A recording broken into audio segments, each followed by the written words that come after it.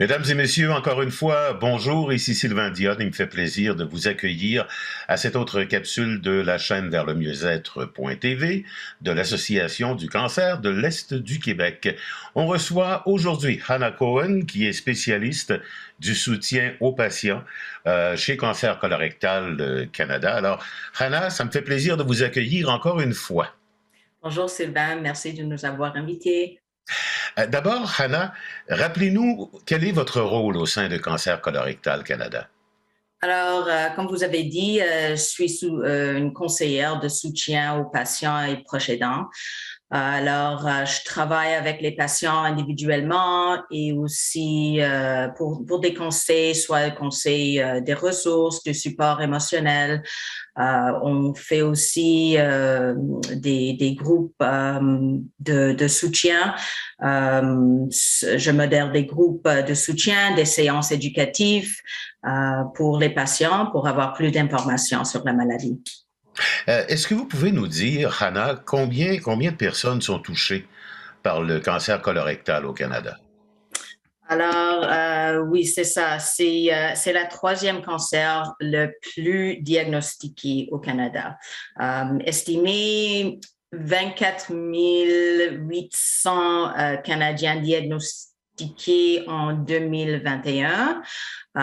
Et on prévoit malheureusement que les prochaines années seront il y aura beaucoup de cas et des cas avancés malheureusement parce qu'il y avait comme une arrête dans le système.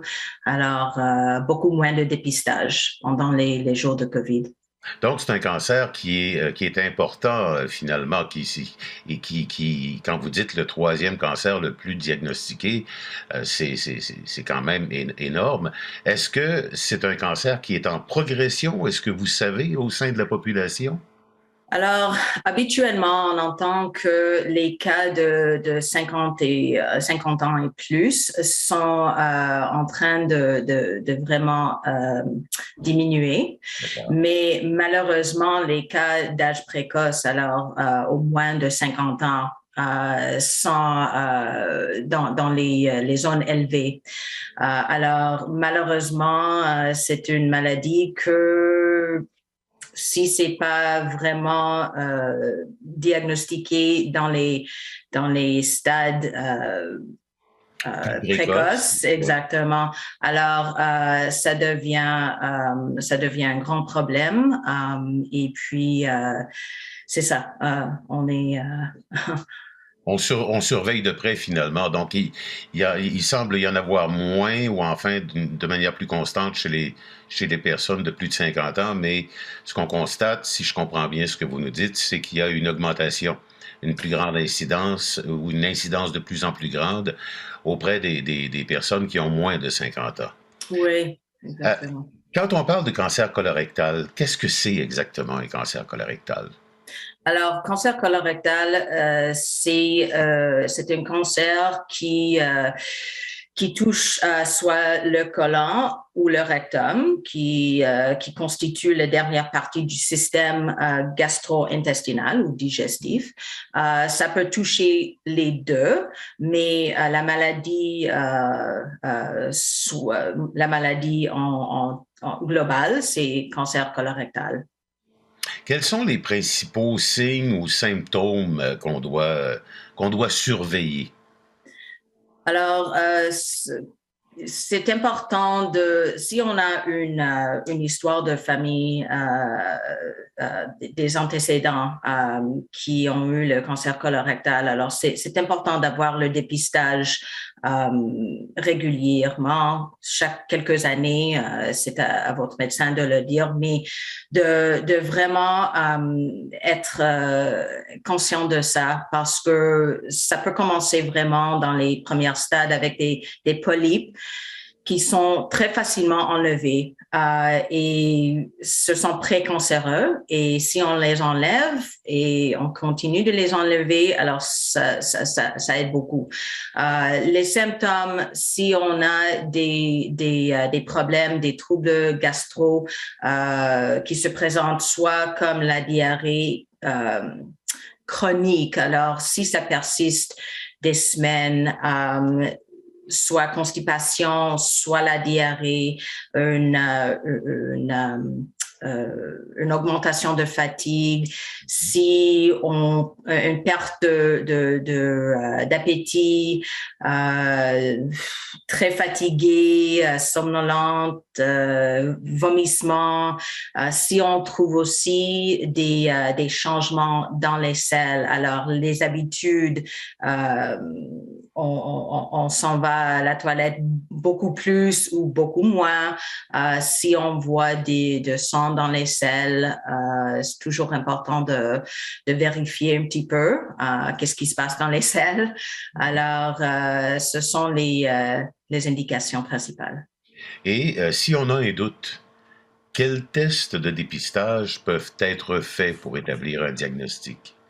Alors, il y a des tests qui peuvent se faire à la maison. C'est le médecin qui doit les prescrire, mais quand même, ce sont les tests immunochimiques fécales. Alors ça détecte la globine humaine ou soit le IRSOS qui recherche le sang occulte dans les selles. Et aussi, c'est sûr, le standard d'or, c'est vraiment la coloscopie. Quels sont les différents stades de la maladie? Est-ce que c'est un cancer qui évolue rapidement? À quoi est-ce qu'on peut s'attendre quand on reçoit un diagnostic positif de cancer colorectal? Alors, je vais répondre au stade d'abord. Alors, Oui. ça se présente en 4 stades, vraiment. Stade 0 à 1, ce sont habituellement les polypes qui peuvent être enlevés dans une coloscopie routine. En même temps, ils vont les envoyer pour être vérifiés. Mais à stade 1, on voit que vraiment c'est relié soit au côlon ou au rectum et ça dépasse pas trop de cela. Mais stade 3, stade 2, 3, 4,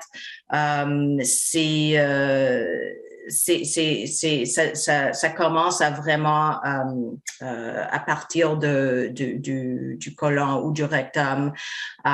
Et à stade 3, stade 4, on parle de vraiment ça. C'est hors du côlon ou du rectum et ça implique des fois les ganglions. À stade 3, à stade 4, il y a de métastases. Alors, c'est vraiment ça traversé vers soit la foie, les poumons, les péritoines. Alors, c'est ça, Donc, pas mal. d'où l'importance de faire dépister de façon très précoce. Mais est-ce que ça évolue rapidement quand on dit qu'il y a 4 stades? Est-ce que ça évolue rapidement comme cancer? Alors, c'est intéressant parce que habituellement, non. C'est ça la réponse globale, non. C'est un cancer qui peut être là depuis des années et c'est là l'importance d'avoir l'intervention très tôt. Si on le trouve tôt, on peut absolument avoir des bons résultats, même au stade avancé, mais c'est plus dur, c'est sûr. Mais avec le cancer du rectum, ça dépend vraiment où c'est situé. La tumeur, parce que ça peut progresser un peu plus vite dans le rectum parce que c'est vraiment plus proche des autres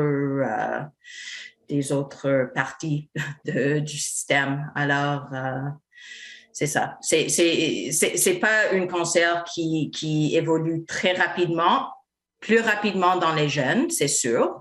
Tout évolue plus rapidement dans les jeunes, mais quand même, c'est pas une excuse pour pour n'avoir Pour retarder exactement, le dépistage. exactement. Et à quoi on peut s'attendre, Hannah, lorsqu'on reçoit un diagnostic positif de cancer colorectal? À quoi on s'attend?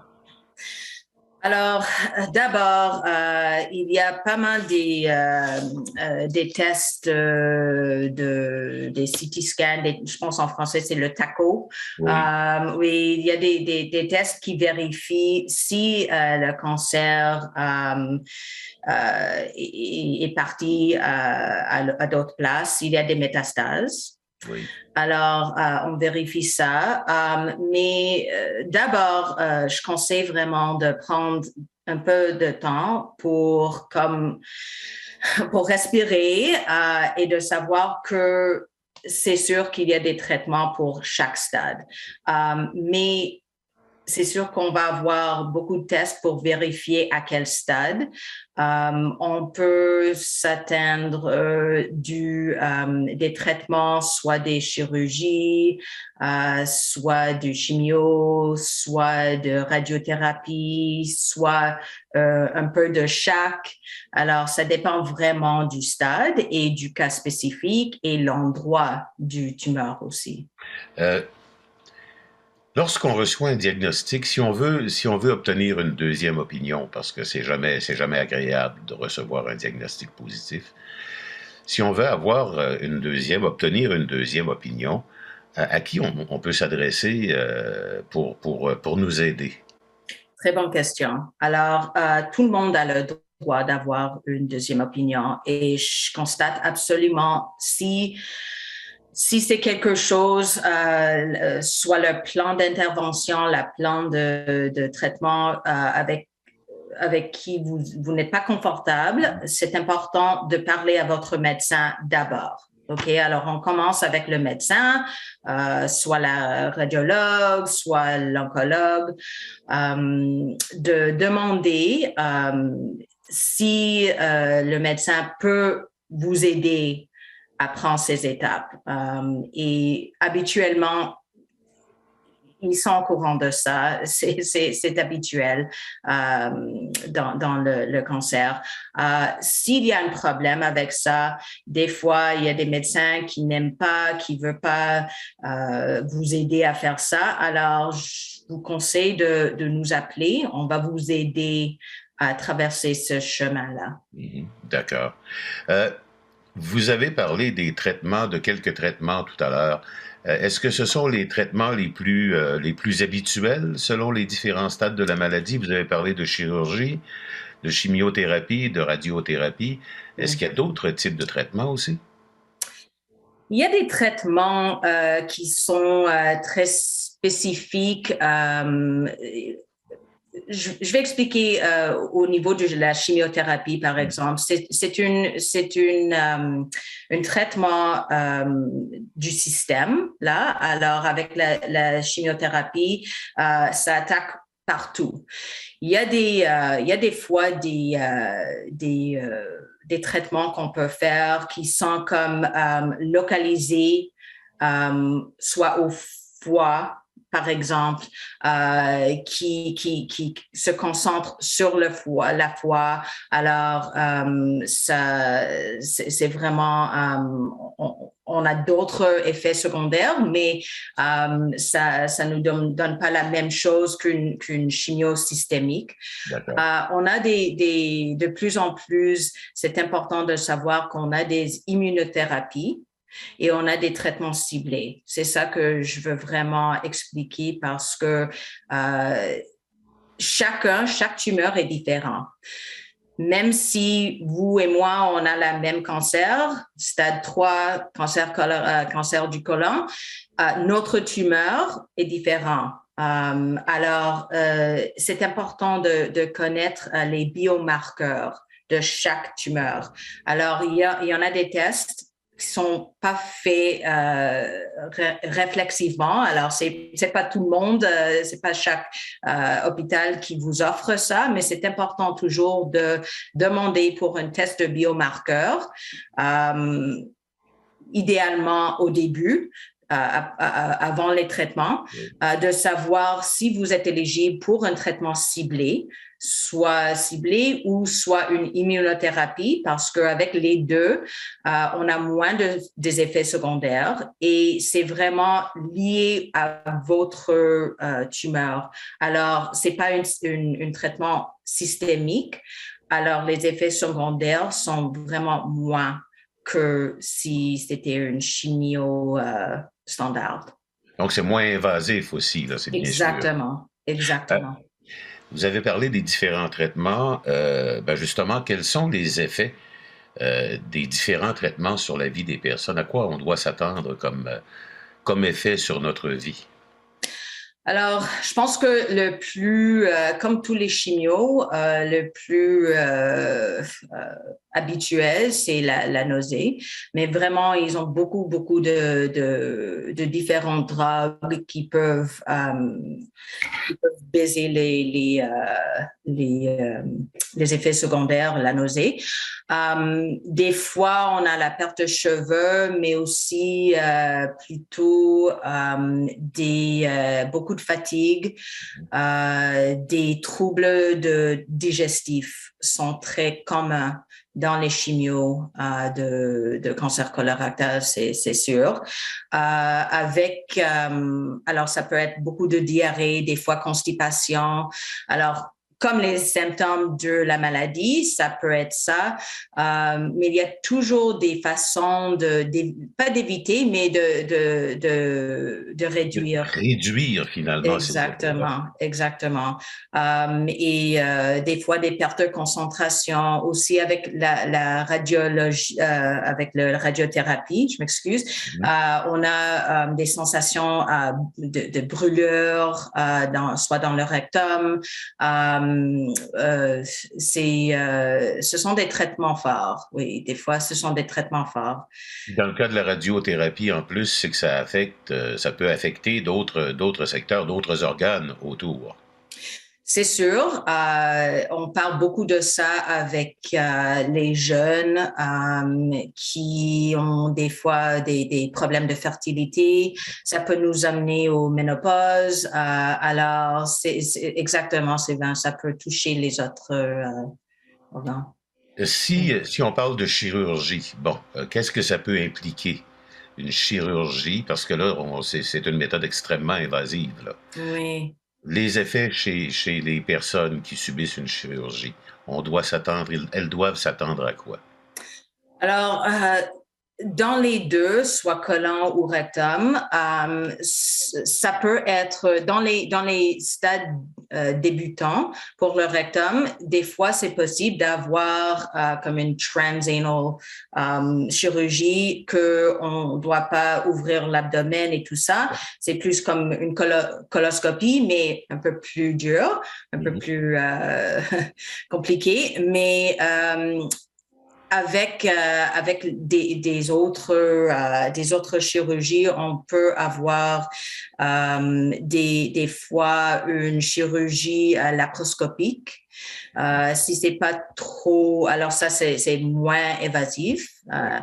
On peut avoir, mais avec le cancer du rectum, les chirurgies sont un peu plus dures, je trouve, pas dans tous les cas, mais certainement les effets secondaires parce que ça coupe les nerfs, ça peut amener des effets secondaires un peu durs, beaucoup de difficultés avec la digestion après. Il y a des personnes qui ont des stomies, des ostomies après. Alors, ça, c'est une autre possibilité. Il y a pas mal des effets secondaires. Si c'est une chirurgie invasive. Rapidement, Rana, puisque le temps nous presse, si on a besoin de soutien, on a reçu un diagnostic ou encore on est en traitement, si on a besoin de soutien, à qui on peut faire appel? Je vous conseille de nous appeler.